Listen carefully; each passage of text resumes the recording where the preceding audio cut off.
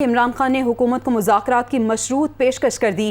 حکومت نے 6 دن میں الیکشن کا اعلان نہ کیا تو پھر نکلیں گے۔ عمران خان کی جانب سے کہا گیا کہ کوئی ڈیل ہوئی ہے نہ ہی ڈھیل۔ خون خرابے سے بچنے کے لیے اسلام آباد سے واپس گئے۔ امپورٹڈ حکومت کو کسی صورت تسلیم نہیں کیا جائے گا۔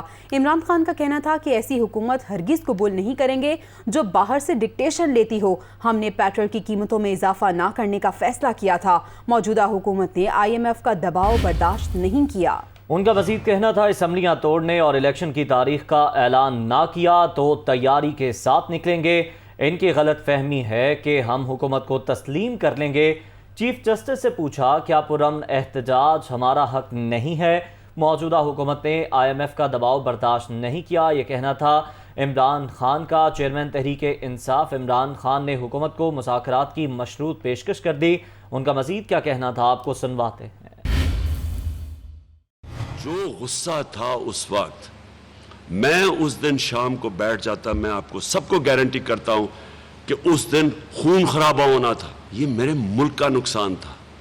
اس کو کوئی یہ نہ سمجھے کہ کوئی ہماری یہ کمزوری تھی، اور یہ بھی کوئی نہ سمجھے کوئی ڈیل ہوئی۔ یہ بھی جی میں باتیں سن رہا ہوں کہ جی کوئی اسٹیبلشمنٹ سے ڈیل ہوئی ہے، میری کوئی کسی سے ڈیل نہیں ہوئی۔ اگر کسی کا خیال ہے اس امپورٹڈ حکومت کو تسلیم کر لیں گے، کسی کوئی غلط فہمی میں نہ رہے۔ میں آج یہ واضح کر دوں کہ ہم 6 دن دے رہے ہیں، یہ ڈیٹ اناؤنس کریں گے الیکشن کی۔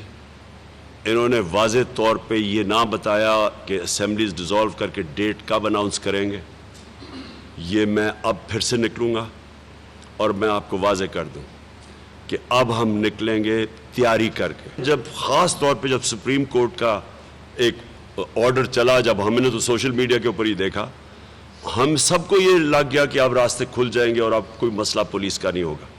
لہٰذا کوئی تیاری نہیں تھی، اتنے ڈرے ہوئے تھے۔ یہ اتنے بزدل کرپٹ لوگ ہمیشہ بزدل ہوتے ہیں۔ میں نے آج چیف جسٹس آف پاکستان کو خط لکھا اور میں نے ان سے یہ سارے سوال کیے کہ کیا ایک جمہوریت کے اندر ایک پرامن احتجاج کرنے کا ہمارے پاس حق ہے یا نہیں ہے۔ یہ جو اب حرکتیں کر رہے ہیں، جو اب اسمبلی میں یہ کروا رہے ہیں، یہ بالکل غیر آئینی چیز ہے کہ آپ اوورسیز پاکستانی اس کا حق لے لیں صرف اس لیے کہ آپ کو ڈر لگا ہوا آپ الیکشن ہار جائیں۔ IMF کے پریشر کے میں آ کے انہوں نے 30 روپے لیٹر ڈیزل اور پیٹرول بڑھایا۔ جب ہم عالمی پریشر کے اندر آ کے قیمتیں بڑھا رہے تھے، ہم نے ادھر سے بھی اور باقی جگہ سے پیسہ نکول کے ہم نے فیصلہ کیا کہ جون تک ہم نے پیٹرول اور ڈیزل کی قیمت بڑھنے نہیں دینی۔ حکومت میں تو کوئی پریشر لینے کی قابلیت ہی نہیں ہے، نہ ان میں ملک چلانے کی قابلیت ہے۔